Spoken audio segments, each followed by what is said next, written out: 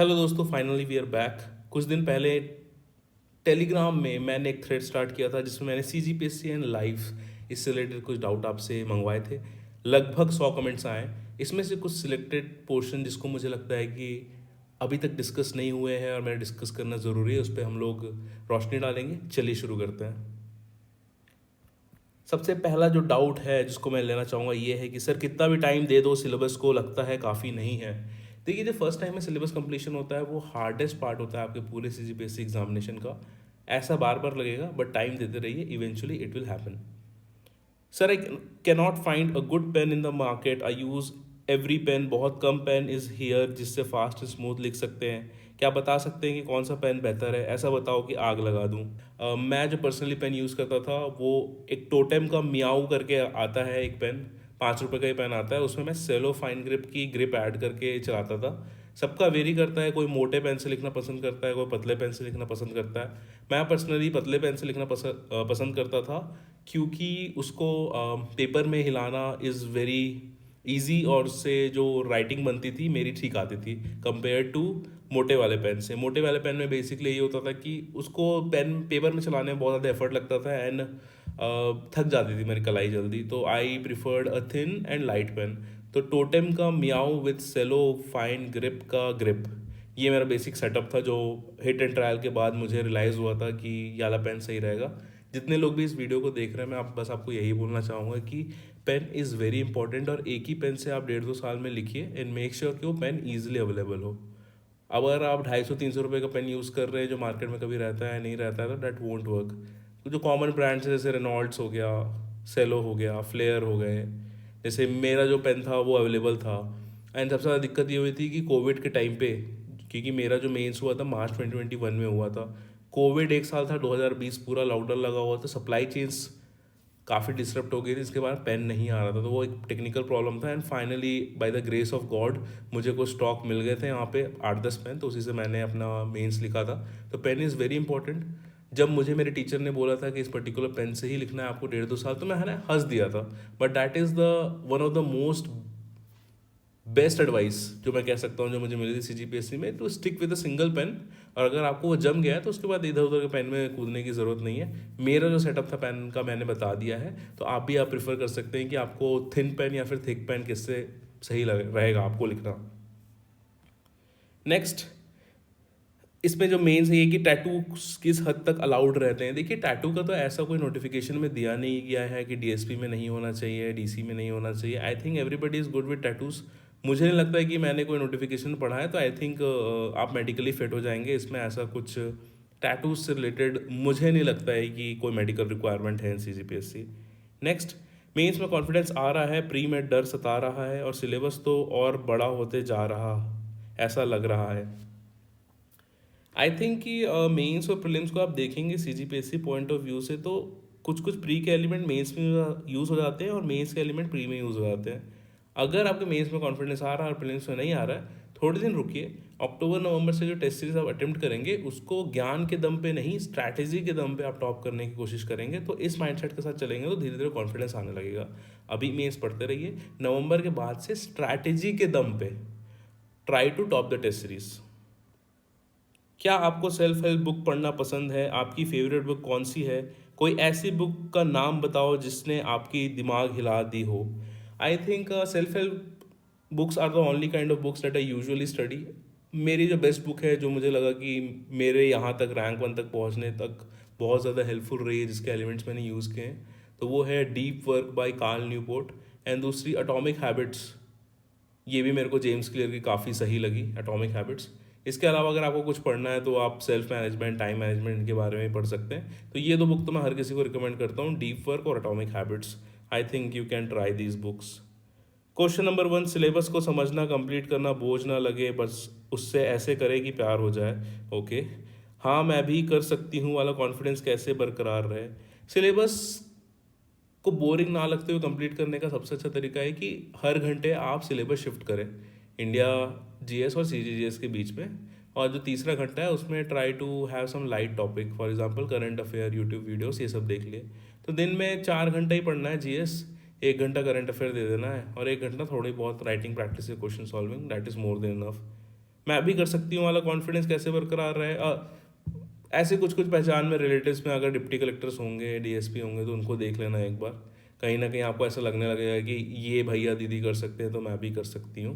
तो this will help. तो जितना हो सके किसी डीएसपी या डिप्टी कलेक्टर को आंखों के सामने चलता फिरता देखोगे तो कॉन्फिडेंस आने लगता है धीरे धीरे। मेरे केस में तो यही हुआ था, तो I will suggest the same. Job के साथ रेगुलर कैसे पढ़े? I think Siddharth Singh Chauhan will better deal with this, क्योंकि उन्होंने बैंक की जॉब करते हुए निकाली है। मुझे इसके बारे में लिमिटेड एक्सपीरियंस है, तो मुझे लगता है कि सिद्धार्थ इज़ द वन जो आपको अच्छे से डील करेगा पर्टिकुलर क्वेश्चन से। After mains I am still unable to pick up the pace in my preparation, how can I restart? Everything felt like ये तो पढ़ा है and couldn't develop interest. I somehow managed to push myself to sit on chair but study with low productivity। बहुत obvious सी चीज़ है, mains में इतना saturation हो जाता है कि इंटरव्यू तक पढ़ाई नहीं होती है। आई वुड जस्ट सजेस्ट कि जस्ट करंट अफेयर पढ़ते रहो, और जब इंटरव्यू का पीडीएफ फटेगा तो उसके बाद तो फटेगा सब कुछ, तो उसके बाद आप पढ़ लोगे। तो I think you should wait for the interview PDF, meanwhile current affair बस करते रहो। क्वेश्चन नंबर 1 सर, प्री में क्वेश्चन जिस हिसाब से पूछ रहा है लगता है कभी नहीं निकलेगा, गलती से निकल भी जाए किस्मत रहा तो किस्मत के भरोसे कितना बैठना चाहिए कि तैयारी करते रहना चाहिए जब तक ना निकले, उसके बारे में थोड़ा बताइएगा। मेन सिलेबस के बारे में थोड़ा बता दीजिएगा, बहुत टाइम लग रहा है कि एक सब्जेक्ट को ख़त्म करने में। देखिए सिलेबस तो आपको खुद से पढ़ना पड़ेगा बदर, हर चीज़ में स्पून फीडिंग नहीं करूँगा। और जहाँ तक बात है कि कैसे तैयारी करते रहना फेलियर से, तो आज प्रशांत प्रशांत पटेल जी का इंटरव्यू है, आई थिंक CGPSC मेंटर्स ज्ञान करके चैनल है उनका, आशीष फुटान का। तो वहाँ पे आप जाके देख सकते हैं, तो उन्होंने काफ़ी अच्छे से एक्सप्लेन किया है कि किस प्रकार से फेलियर से निकल के फाइनली आज वो एक डिसेंट गवर्नमेंट जॉब के पोस्ट में है। तो इसको देख लीजिएगा। Sir, in NIT Raipur, we got CPI, SBI, how to fill the CGPSC form where total marks and obtained mark percentage are required। जैसे आपके CGPA है या GPA है 8.2, तो NIT रायपुर का तो यही रूल है कि 10 से मल्टीप्लाई करते हैं। तो मैं अगर मेरा पॉइंटर 8.2 है तो उसको मल्टीप्लाई करके 10 से मैं 82% बताऊँगा। तो यही है इसका फंडा। सर बार बार पढ़ने से भी चीज़ें अच्छे से रिवाइज नहीं हो पा रही है, मैं जो सब्जेक्ट्स थे वो तो अच्छे से याद हो गए हैं, पर नए सब्जेक्ट स्पेशली पेपर 7 में बार बार भूलने वाली दिक्कत हो रही है।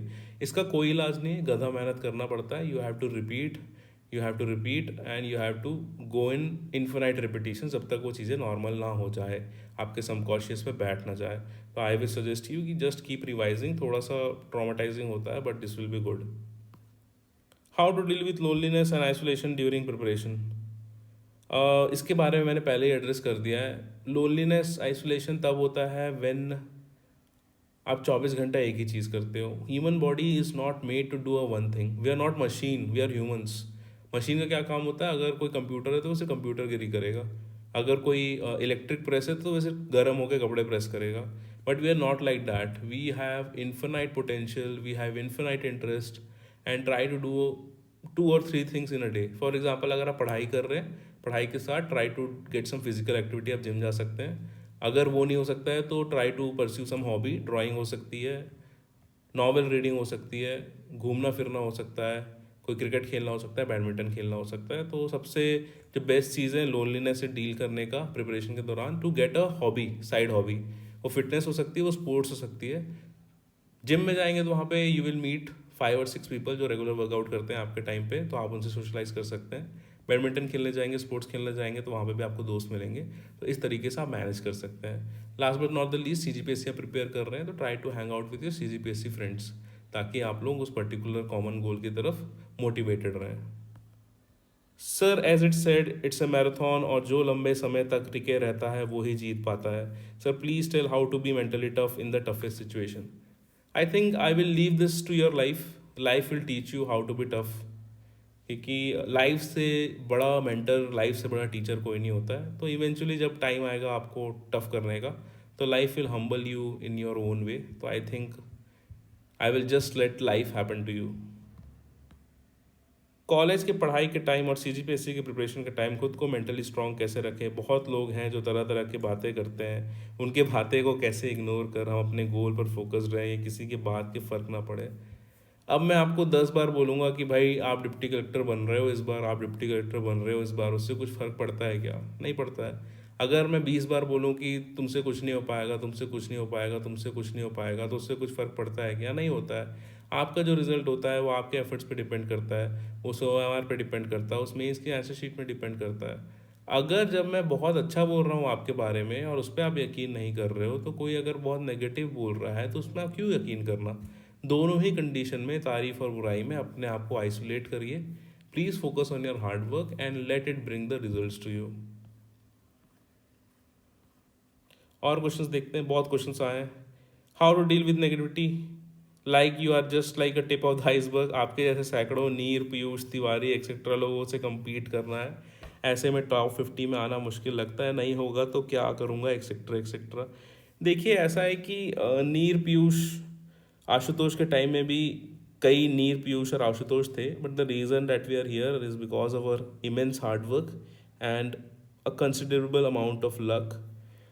तो अगर मैं मुझे यहाँ पे खड़ा कर दोगे और मेरा रिजल्ट हटा के बोलोगे कि गांधी चौक के भीड़ में, पूरे छत्तीसगढ़ के भीड़ में क्या मैं सबसे ऊपर निकल के आऊँगा, तो मुझे भी वो काफ़ी डरावना लगेगा, बहुत ओवरवेलमिंग लगेगा। बट द थिंग इज़ कि सम थिंग्स जस्ट हैपन। उसमें ज़्यादा दिमाग नहीं लगाने का है कि कितने लोग हैं या नहीं, आपको खुद से मतलब है ना, आपका कितने मार्क्स आ रहे हैं आप वो देखिए। ऐसे सैकड़ों नीर मिलेंगे, ऐसे सैकड़ों आशुतोष, पीयूष मिलेंगे, बट दैट वर्जन ऑफ नीर, Ashutosh and Piyush will win, जो खुद में बिलीव करता है, जो खुद पे फोकस करता है कि उसके मार्क्स कितने इंप्रूव हो रहे हैं। क्योंकि हमेशा ऐसी हायरार्की तो बनी रहेगी, है ना। इवन मैं अभी पीछे जाके अपने ही 2019 मेंस वाले वर्जन को नहीं बीट कर सकता हूँ अगर वो सेम पेपर आ जाए। बट द थिंग इज़ कि एक फ्लो होता है, एक फॉर्म होता है, जिसमें अगर आपको लगता है कि आपने बेस्ट में है, तो लिटरली आप बेस्ट ऑफ द बेस्ट में होते हैं। तो just believe in yourself and focus on yourself. Don't look at कितने वर्जन ऑफ टफ टॉपर्स हैं आजू बाजू। Just focus on yourself, focus on your marks, focus on your rank in test series, and things will happen. You are right bro, ये सभी toppers Nalanda में एक साथ पढ़ते थे, सबके सब दोस्त सेलेक्ट हो गए, वेरी पॉजिटिव इन्वायरमेंट। देखिए पहली चीज़ तो मैं क्लियर कर देता हूँ कि नालंदा में हमने कभी साथ नहीं पढ़ा है। मैं नालंदा 2018 में ज्वाइन किया था मैंने। आशुतोष लेट आया था 2019 एंड में। पीयूष तिवारी शायद उसके बाद ही आया था, 2020 एंड या 21 के आसपास आया था। तो हम तीनों we mutually knew each other college time से। अब मेरा ब्रांच भी अलग था सिविल में, and Piyush and Ashutosh mining में थे, 2017 बैच के हम तीनों। लेकिन कभी भी म्यूचुअली बैठ के हमने नहीं पढ़ाई करी है, सब लोग इंडिपेंडेंटली अपना अपना पढ़ रहे थे। हमारा जो इंटरेक्शन असली में चालू हुआ है वो मेंस के बाद, जो इंटरव्यू का जो प्रिपरेशन होता है उसमें स्टार्ट हुआ है। तो I think this is a very like rumour कह सकते हैं कि हमने साथ में पढ़ाई करी थी, हमने साथ में बिल्कुल भी पढ़ाई नहीं करी है। वी न्यू ईच अदर, लेकिन जो साथ में डिस्कशन है वो सिर्फ इंटरव्यू पोर्शन का हुआ था। मेन सबने हमने अपने अपने दम से ही निकाला है, प्रीलिम्स और मेंस। तो आई थिंक कि ये कहना थोड़ा सा गलत होगा कि सभी टॉपर्स नालंदा में एक साथ पढ़ते थे। This is very wrong. Nalanda में हर कोई अपना अपना काम संभालता है, और वहाँ का इन्वायरमेंट ऐसा है कि डिस्कस करना होता है तो बाहर जाना पड़ता है। तो यूजुअली हमारे अलग अलग टाइम्स होते थे, तो वह लाइन नहीं होते थे। तो we never study together, please let this rumour be cleared. Interview का जब कॉल आया तब हमने थोड़ी सी म्यूचुअल डिस्कशन करके सॉल्व किया था, बट उसके पहले we have never studied any static और करंट पोर्शन टुगेदर। ओके, यहाँ पे देखते हैं नेक्स्ट क्वेश्चन जो है। आई थिंक इतना ही क्वेश्चन है आज। नहीं सर, आपके वॉइस सुन के we feel very motivated, please make video after 2-3 days और वंस अ वीक। कभी कभी मन नहीं करता पढ़ने का। Yes, I am trying very hard. अभी क्या था कि मैं छत्तीसगढ़ दर्शन में था, उसके बाद नेक्स्ट वीक में डिपार्टमेंटल एग्जाम था, उसके नेक्स्ट वीक में एक्चुअली में डिपार्टमेंटल एग्जाम हुआ। तो we were quite busy, and finally my training is also coming to a happy ending. तो I am trying to enjoy life in academy more, क्योंकि इसके बाद शायद कोई एडमिनिस्ट्रेटिव एकेडमी देखने को ना मिले, बहुत चांसेस है। तो I am trying to make full of it. तो ये once in a lifetime opportunity है, तो I am trying to live it to the fullest. इसके कारण थोड़ा सा टाइम कॉम्प्रोमाइज़ हो रहा है, बट 2-3 महीने में I have manage time really very well. But at this time I just want to enjoy my training, specially the last phase. लेकिन I will try my level best to regularly upload videos. Next देखते हैं।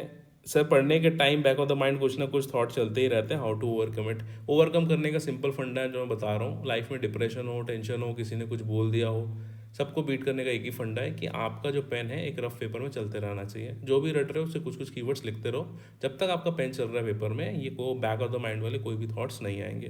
तो use your pen, कलम में ताकत होती है। Addicted to social media, wasting time on it, how can I get rid from it.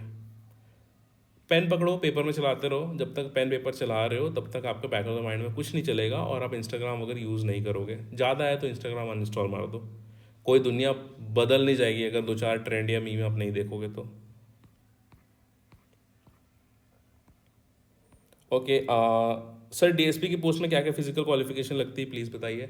I think you should read notification. ये syllabus से रिलेटेड चीज़ें, फिजिकल रिक्वायरमेंट से रिलेटेड चीज़ें, डोमिसाइल से रिलेटेड चीज़ें, नोटिफिकेशन डलता है, सबके लिए अवेलेबल होता है पब्लिक डोमेन में। सीजीपीएससी की साइट में जाओ, स्टेट सर्विस एग्जामिनेशन का नोटिफिकेशन डाउनलोड करो और उसमें पढ़ लो ऊपर से लेके नीचे तक।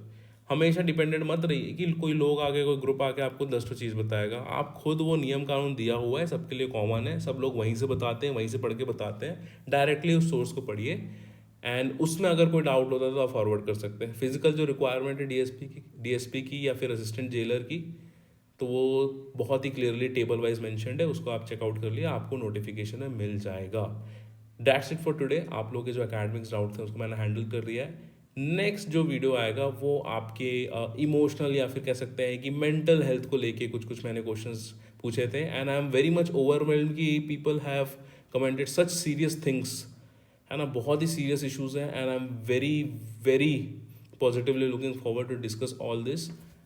इसका जो वीडियो है, नेक्स्ट वीडियो है, मैं आपको कल इस वीडियो के रिलीज़ होने के 24 घंटे के अंदर ही मैं बता दूंगा।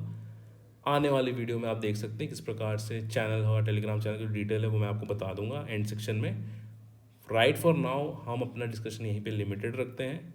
नेक्स्ट जो वीडियो है it is very important related to mental health, जो कि यूजुअली डिस्कस नहीं करा जाता है मेन स्ट्रीम स्टूडेंट क्लासरूम्स में, कोचिंग क्लासरूम्स में, but I think it is one of the very very important aspect of CGPSC. तो इसके बारे में हम लोग कल डिस्कस करेंगे। दोस्तों, अगर आप सीजीपीएससी मेंस की डिटेल स्ट्रैटेजी जानना चाहते हैं, सातों पेपर के तीनों सेक्शन में मैंने किस प्रकार से डील किया था, मेरे पास्ट ईयर क्वेश्चन के एनालिसिस, मेरे नोट्स, मेरे आंसर राइटिंग की टेक्निक, तो ये पर्टिकुलर जो प्लेलिस्ट है स्टडी आईक्यू में मैंने बनाया है, जहाँ पे हर सेक्शन का डिटेल 1 आवर का वीडियो है। इसको आप चेकआउट कर सकते हैं स्टडी आईक्यू के एजुकेशन चैनल पे। इस क्यूआर कोड को स्कैन करके आप डायरेक्टली पहुंच सकते हैं मेरे टेलीग्राम चैनल पे, जहां मैं रेगुलर बेसिस पे कनेक्टेड रहता हूं स्टूडेंट से।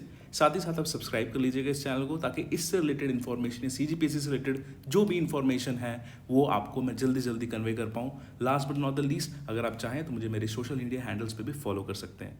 इस वीडियो सीरीज के साथ हम लोग कंटिन्यू करेंगे, तब तक पढ़ते रहिए। इजाज़त लेंगे आपसे। जय हिंद।